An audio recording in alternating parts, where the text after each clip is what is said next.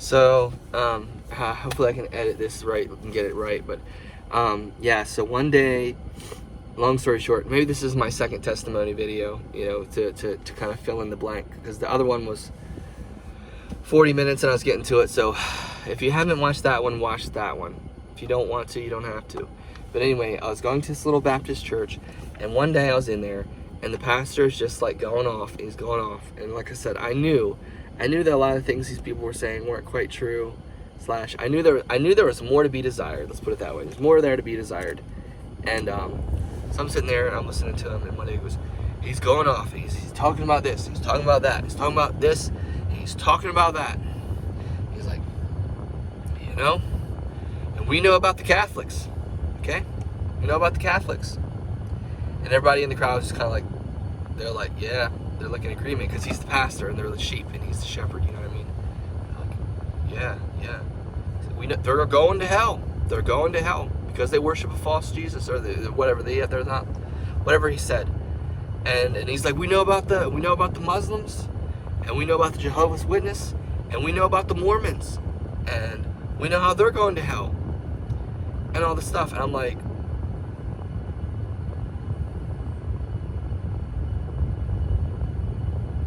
what? It's like, are you serious? Are you serious, bro? Are you sure? That's literally like my spirit checked me at the moment. The Holy Spirit checked me. He was like, yo, this ain't true. And I was like, wait a minute, hold the phone. I was like, all right, what's going on?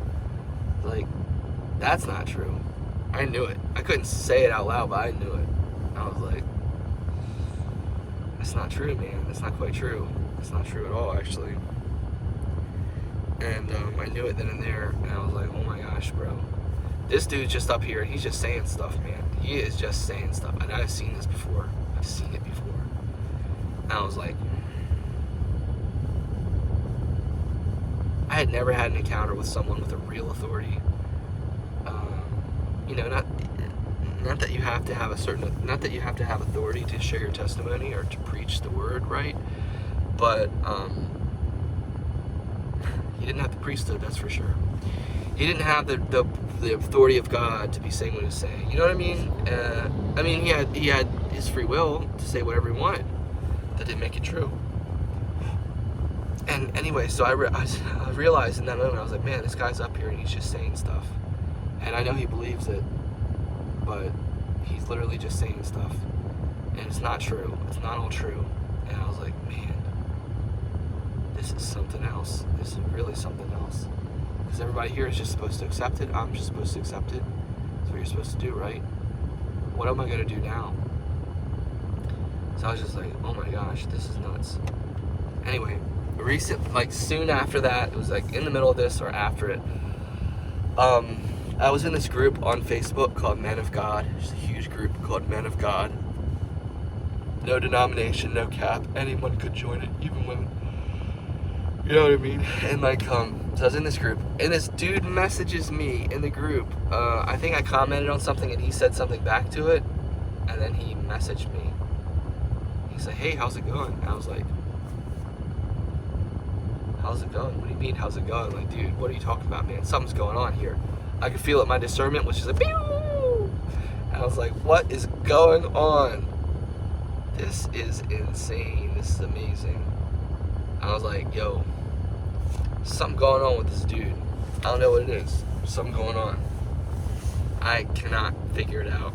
But I was like, it feels so good, and I don't know why. And normally I'm so suspect and afraid of these kinds of things, but I'm not afraid for some reason, and I don't feel the need to be afraid. I don't feel like I should be scared. It's the feeling I got. And I was like, oh my gosh. Alright, so I just started messaging him, and conversation, everything. We started talking. Long story short, he was a missionary for the Church of Jesus Christ of Latter-day Saints. And I started figuring that out, and I was like, yo. And part of me was like, okay, I know that what the guy said in church isn't true about Mormons going to hell, for example. I knew that wasn't true. So what does this mean? What's the truth? What's the truth? What's going on? And it's really hard because I was like, it's hard to figure out because I was like, God, why aren't you telling me that this guy's a liar? Why aren't you telling me that why aren't you telling me to stop talking to this guy? Why aren't you telling me that this guy's a false prophet, the missionary? Why aren't you telling me that he is wrong? Why aren't you telling me to leave him alone and get out of there? Why aren't you telling me to stop talking to him? And you want to know what answer I got to that? The answer I got from God was basically nothing. But it was peace. And it was like, all right, good peace. And I started getting there, and I started talking more to him and stuff, and I had video calls with him and shared things about what I believed. He's just asking me general nice questions, just a super nice guy that did not have an agenda. You know what I mean? He didn't have an agenda. But even if he did, even if technically his goal was to get me baptized or whatever, which I'm sure it was, I know it was, but still, you gotta understand, I wasn't preyed upon, I wasn't being tricked, I wasn't being deceived. This is a good guy, and he was literally doing the Lord's work, and I know that for a fact. I have no problem with that. I have no problem with the Lord's work. And so anyway, I broke down at one point, and I was like, really, God? Like, is this really?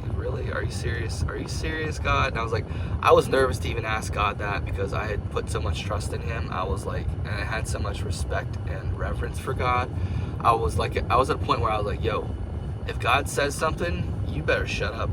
You better just shut up and do it. You understand? Because God said it. You understand? If God says something, you better just do it, bro. Because you think you're going to sit around and ask God why? You think that's a good idea? You think it's a good idea to question God, to ask God why? You know? That's where I was. I was like, dude, you don't do that. You just straight up do it, right? So I was like, are you serious, God? I was like, are you serious? Are you serious? The Mormons, really? Are you serious? Are you serious? I was like, are you serious? This is where you want me to go? This is what you want me to do? Are you serious? Are you serious? And I wasn't like, are you sure? Because, you don't ask. I didn't want to ask God that. But I was just like, yeah, basically, are you sure? Are you, you know what I mean? But I was like, are you serious? Are you serious? And he was quiet again, but he did answer me. And you know how he answered me? You know what he said to me? This is what he did. He went like this. He went.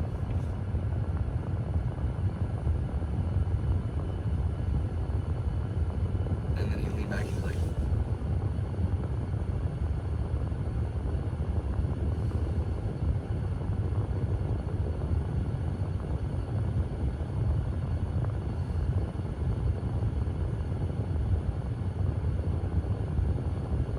and I was like, oh my gosh. So I kept talking with the missionaries and everything. And I was blown away.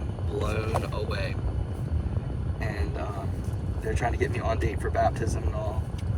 And I was like, yo, I'm still nervous. I'm still scared.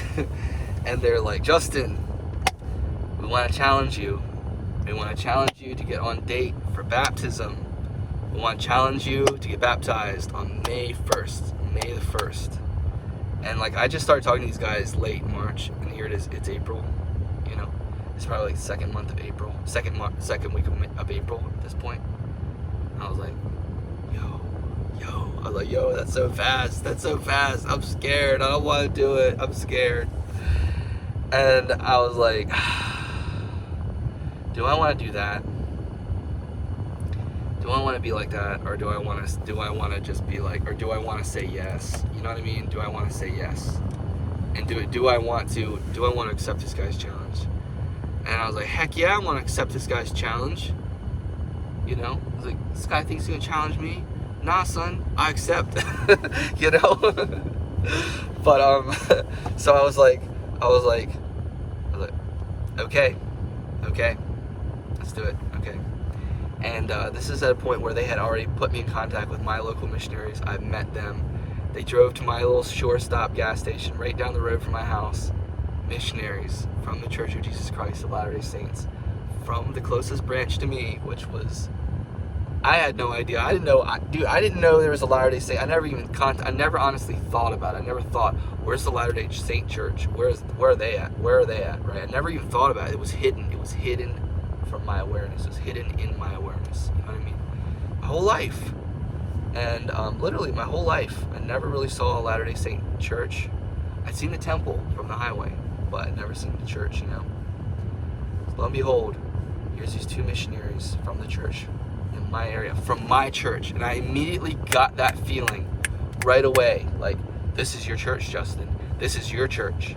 This is your church. You have searched so long for your church, and guess what? Here it is. This is your church. And so there was that. But then there was the answer to the bigger question. What is the true church? Which church is right? Not just which church should I go to, but what is the right church? What is the right church? That question was in me. And I got both answers to that. You understand? When God gives you something, God has the ability to give you something that will overwhelm you in the best possible way. He can give you something that will open up your life for decades. Just like that. And that's what he did. And I just can't explain to you the gravity and the broadness of what he gave to me when he said, this is my true church.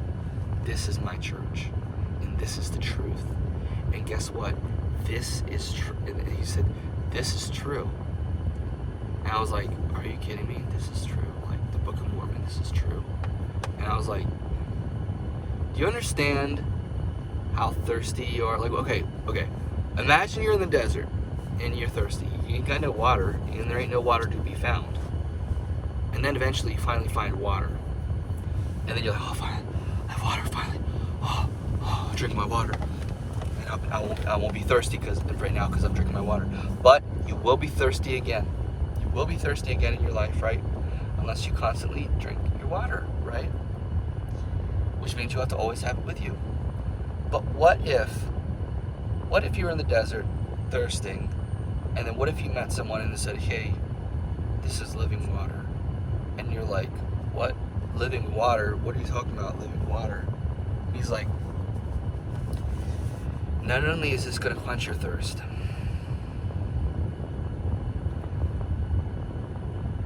but once you drink it, you're never going to be thirsty anymore. And I was like, oh my gosh. And, you know, trust me, it took a lot of, layers were being peeled off. In the process, when I was asking God if it was the true church, and when I was asking him, is this the right thing? Are you sure, God? You know, are you serious? Layers are being peeled off. Deep layers in my mind. False beliefs, false information. Layers that were lies. Lies in my belief. Lies in my understanding. I just didn't know. I just thought they were true. And they started falling off. And I was like, oh my gosh. Oh boy. Oh boy. Oh. Wow.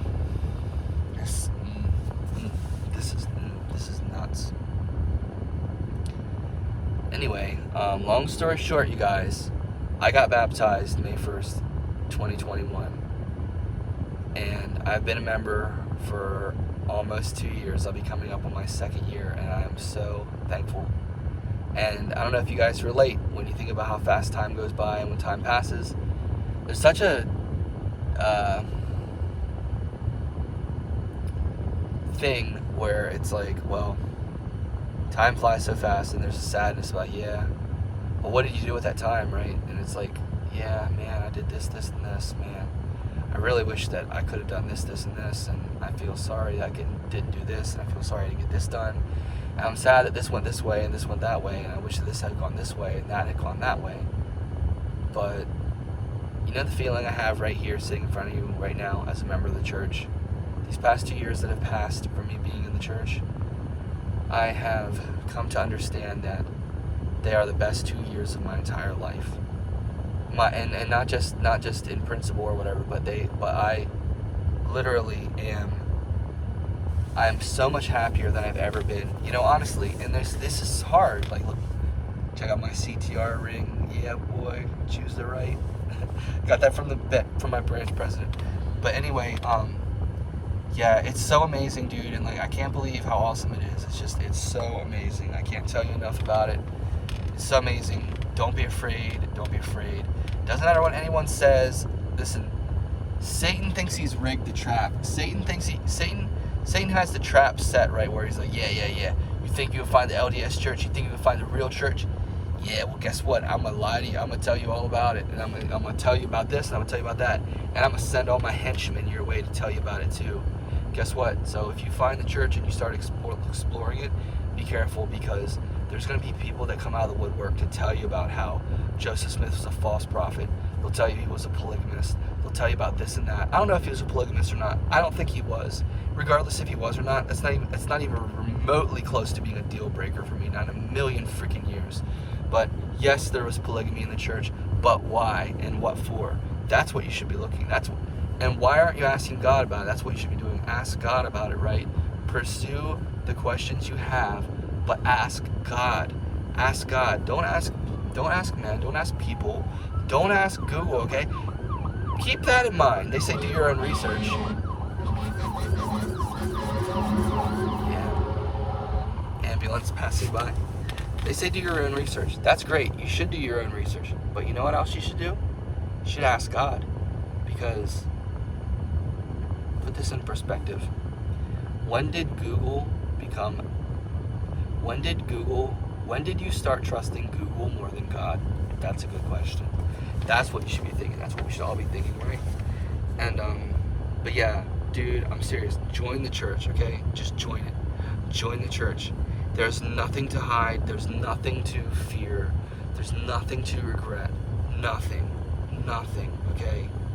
There's nothing. Like, when they say it's a true church, it is the true church. You know what I'm saying? It is. And, yeah, it's just so crazy. And I can tell you this all you want. You can believe me, you can listen to me, and I bet you have so many questions. And I bet I've evoked a lot of thoughts in your mind, hopefully, when you think about things. But at the end of the day, the only way you're going to know is if you do it yourself. Come to Christ. Come to Him. Come to Him and ask Him. Talk to a missionary. Do you know how many missionaries are like, dude, we gotta find people to talk to. We're trying to find this person. We got this person's interested. We're trying to get a hold of David, so to speak. We're trying to get a hold of Seth, whoever. You know what I mean? Like, these people, they just want to. They're literally God's missionaries. When it says they're missionaries, they are missionaries. And not only are they missionaries, they're not missionaries from a church that man made. Understand? They're missionaries from God's true church that God made through man. God restored His true church to the earth through Joseph Smith the prophet and through all of His humble servants since then, and to this point, and continuously and continually. It is God's true church. Just join it, okay? And you know what? That's a big deal, right? Because you have to make changes in your life. You have to get baptized, and you have to make covenants with God, saying that you will continue on the covenant path. But let me tell you, not only is it worth it, bro, it's so worth it. It's so worth it. You will not be sorry. And the blessings outweigh any troubles. And I just cannot tell you enough. Like, there's just, it's so hard to explain. Like, God has changed my life so much. He's given me so much. I'm so happy. So happy. Do you think I'd really be sitting here taking this much time to share this with you if it wasn't true? Do you think I just like sitting here making videos? I'm sitting here in a parking lot next to 7-Eleven. Do you think I would just be doing this with my life? Like, no. I'd be trying to figure out what was right. I'd be trying to do what's right. And this is what's right. The church is right. And God is right. And this is the right thing to do. So join the church. But join the church. And talk to the missionaries. Talk to them. Just go to LDS.org. Or go to, I don't know, just type in the Church of Jesus Christ of Latter-day Saints. Just go there and talk to a missionary. Anything. They will meet with you. Be patient. It will come on God's time, not yours. Be patient. And oh my gosh, everybody's journey is different, but seriously, you've got to join the church. You've got to. You owe it to yourself, and you have. It's so insane. Like when you join the church, not only are you going to reap the benefits, but like, oh my gosh, wow, I'm home. This is wonderful. Oh my gosh, wow. Oh my gosh. Everyone else is going to be like, oh my gosh, Heather is here. Oh my gosh, so and so is here. Barbara, Ruth, Dana, Justin, Rebecca, John. You know, they're here. Oh my gosh. That's what you will get.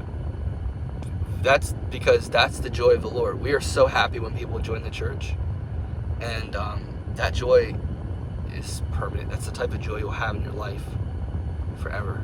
But I'm telling you guys, just join the church. I'm serious. I share my testimony with you, and I say all these things. I share this with you, and I tell you all these things, and these are all true. Everything I've said here is true. I have lived it, I have experienced it, I have found the truth, I know the truth. I know the Book of Mormon is real, and it's really a record of God's chosen people here in America. How freaking cool is that? Are you kidding me? We get to have a Bible from America, and it's shorter. You know what I mean? It's shorter and it's richer, so to speak, you know what I mean? Are you kidding me? I get to have a Bible, and it has to do with people who are here in America, and I can feel that. I can look around here in America and be like, the Nephites were here. Are you kidding me? Like, you serious? Like, dude, when I'm talking about God giving you stuff you just have no concept of being able to fathom, that's what I'm talking about. And I say this in the name of Jesus Christ. I am his messenger here to share this word with you. I am here to tell you about the truth. And the Church of Jesus Christ of Latter-day Saints is God's true church, restored on this earth with priesthood authority from Jesus Christ himself. Not from, so-and-so prophetic school, not from so-and-so school of theology, not from this, and that. No, I'm talking about Jesus Christ. Where does our church come from? Jesus Christ. Who's the middleman? There is no middleman. We are his servants, and we do what he says. And he's given us so much. So anyway, I'm just going to end this video, but I love you guys. I hope you join the church for real. And I hope you guys just take a chance, because, dude, look, see how long it took me to find the church? It took me a long time and a lot of work. Don't let it take you that long. The longer you wait, the harder it'll get, I think. Just do a good job. Just go. Okay, just go. You owe it to yourself. Just go. Everyone says the Mormons are the nicest people. It's true. But why? Why is it true? Why are they the nicest people? Why? What's the deal? Find out.